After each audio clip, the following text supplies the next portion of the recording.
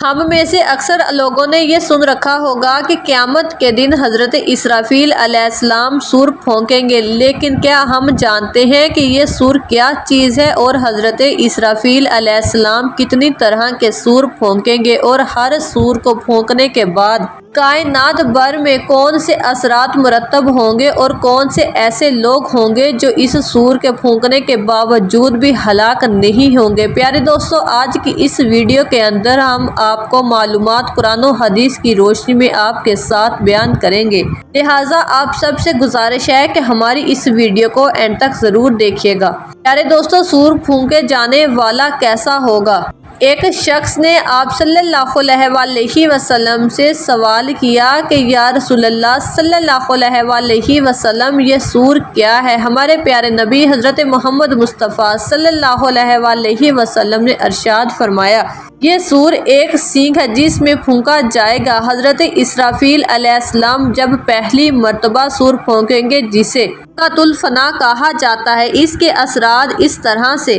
آیا ہوں گے کہ اس سور کو پھونکنے جانے کے بعد جن پر موت نہیں آئی تھی وہ سب جاندار مر جائیں گے، اور نمبر 2، اور جو سور پھونکنے سے پہلے فوت ہو چکے تھے لیکن ان کی روحیں ان کے جسموں میں لٹکا دی گئی تھی، جیسے انبیاء اکرام علیہ السلام، ان پر صرف بے ہوشی طاری ہو گئی، اور نمبر 3، جنہیں اللہ تبارک تعالیٰ چاہے گا وہ بے ہوش بھی نہیں ہوں گے، جیسے 4 بڑے فرشتے بڑے اور حضرت موسیٰ علیہ السلام، کیونکہ آپ علیہ السلام دنیا میں ایک بار بے ہوش ہو چکے تھے۔ اسی بے ہوشی کو اس کا بدلہ بنا دیا جائے گا۔ پھر قیامت کے دن اٹھائے جانے کے بعد حضرت اسرافیل علیہ السلام دوسری مرتبہ سور پھونکیں گے، جسے نفخۃ الابعاث کہتے ہیں۔ تو پھر اللہ تبارک تعالیٰ اس وقت تمام روحوں کو اس روح میں جمع فرما دے گا کہ جس میں بے ہوش سرخ ہوں گے۔ پھر اللہ تبارک تعالیٰ اس وقت تمام ارواح کو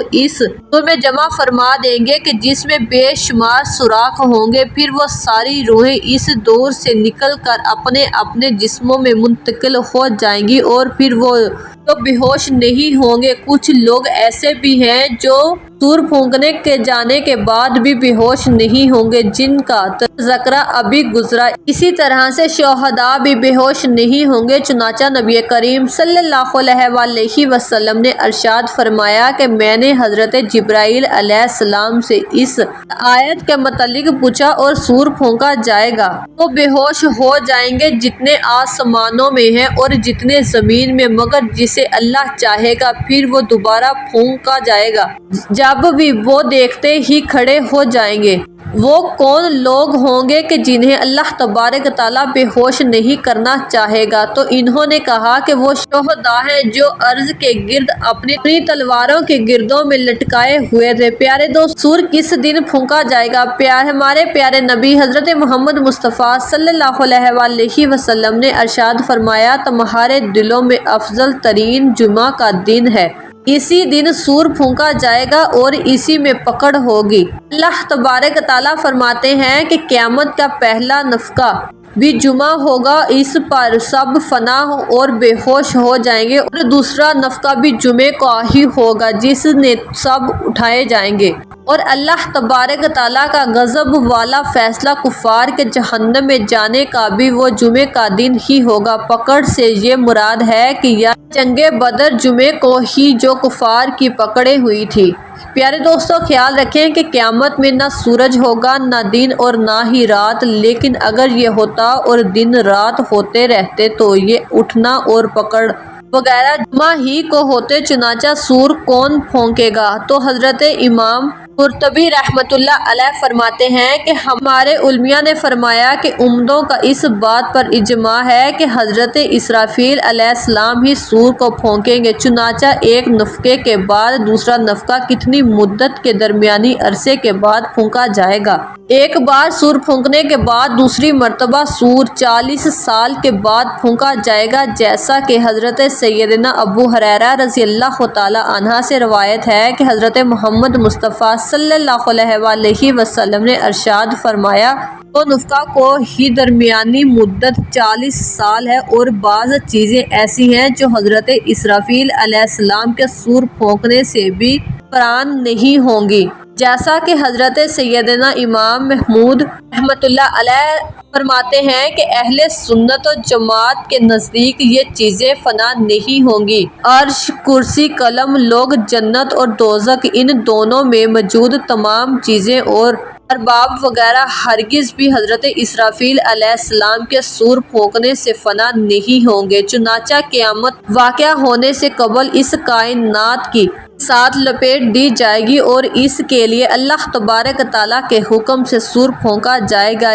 جو سورہ اول کہلاتا ہے۔ سور ایک کڑک اور دل دہلا دینے والی چیخ ہوگی۔ اس سے پہلے کڑک اتنی ہولناک ہوگی جو کانوں کو بہرا کر دے گی، جس طرح سے کوئی رات میں آنے والا دروازے کو کھٹکھٹاتا ہے اور گھر کے تمام سونے والوں کو ایک ہی دفعہ بڑبڑا دیتا ہے، وہی حال سور پھونکنے کے بعد ہوگا، جس سے ہر جگہ عمل اور اعمالوں میں اس سے ہر جگہ ہلچل بڑھ جائے گی، زمین بالکل ہلا دی جائے گی، پہاڑ غبار کی طرح داغن ہو جائیں گے، زمین کی ساری بلندی ہم پرست کر دی جائے گی، ایک ایسا زلزلہ آئے گا جو پوری زمین کو جکڑ کر رکھ دے گا، کسی کے محلوں اور زمین بوس کر دی جائے گی۔ چنانچہ اللہ تبارک تعالیٰ نے ارشاد فرمایا، جب کہ زمین ہلا دی جائے گی جس طرح سے اس کو ہلانا ہے، اور مزید فرمایا، اور اس دن زمین اور پہاڑ دونوں اٹھ کر پاش پاش کر دیے جائیں گے، بس اسی دن واقع ہونے والا واقعہ ہو جائے گا۔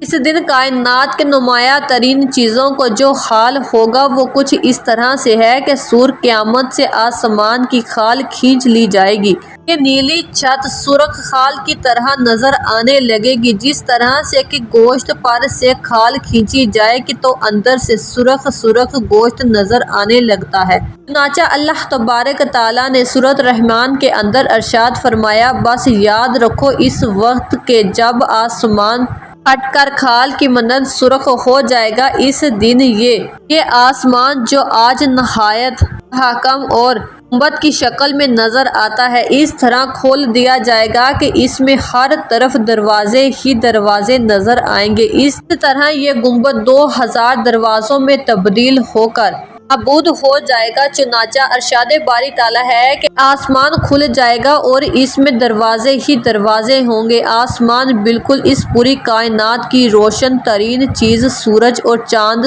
سورہ قیامت کے ساتھ ہی سورج اور چاند جمع کر دیا جائے گا۔ سورج اور چاند جمع کر دیے جائیں گے جن کا جمع ہونا اس دنیا میں مہمان نظر آتا ہے۔ بس اللہ تبارک تعالیٰ نے ارشاد فرمایا، بس جب نگاہیں خیرہ ہو جائیں گی اور سورج اور چاند اکٹھے کر دیے جائیں گے اور اس دن زمین تان دی جائے گی۔ آج زمین میں جو بہت سی شکلیں اور سروٹیں اور نشیز و فراز کو حصار اور پہاڑ ہیں، ان کی اونچ نیچ اور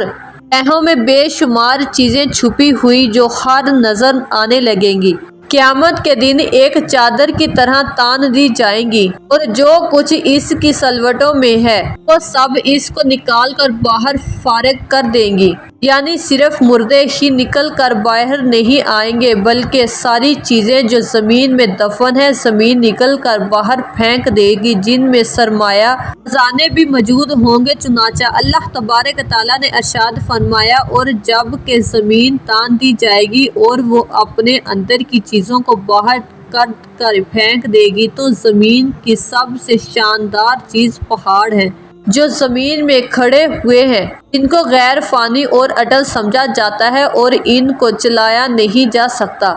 یہ پہاڑ اس دن چلائے جائیں گے اور یہ اس طرح سے اڑتے پھریں گے جس طرح سے بادل اڑتے پھرتے ہیں۔ چنانچہ اللہ تبارک تعالیٰ نے سورۃ قاریہ کے اندر ارشاد فرمایا کہ اور پہاڑ کی ہوئی کی ہیں، ان کے مالک ہو جائیں گے، اور قیامت کے ہول سے جانوروں پر بھی ایسے نفسا نفسی کے حالات طاری ہوں گے کہ ان کو جس جگہ پناہ ملنے کے کا ہوگی آپس کی فطرتی دشمنیاں بھول کر سب اکٹھے ہو جائیں گے اور مشترک مصیبت کا اور ان سب پر ایسا طاری ہوگا کہ بکری شیر بھیڑیں ایک دوسرے کے ساتھ ایک ساتھ کھڑے ہو جائیں گے، لیکن کسی کو ہوش نہیں ہوگا کہ اس کا دشمن اس کے بغل کے اندر کھڑا ہوا ہے۔ چنانچہ ارشاد باری تعالیٰ ہے کہ اللہ تبارک تعالیٰ نے ارشاد فرمایا اور ویسے جانوروں کو بھی اکٹھا کیا جائے گا۔ پیارے دوستو، یقیناً یہ دن ہم سب سے ہر شخص پر لازمی آئے گا، لہٰذا ہم اللہ تبارک تعالیٰ سے دعا کرتے ہیں کہ اللہ تبارک تعالیٰ ہمیں قیامت کے خوفناک زلزلے اور اس دن کے ہولناک سے محفوظ رکھے اور اللہ تبارک تعالیٰ ہم سب کو قرآن و حدیث کی روشنی پر چلنے کی توفیق عطا فرمائے، آمین۔ امید ہے کہ آپ سب کو ہماری آج کی ویڈیو پسند آئی ہوگی۔ اگر آپ کو ہماری ویڈیو پسند آئی ہو تو ہماری ویڈیو کو لائک اور شیئر ضرور کیجیے گا۔ اس طرح کی ہماری ویڈیو دیکھنے کے لیے ہمارے چینل کو ضرور سبسکرائب کریں۔ شکریہ۔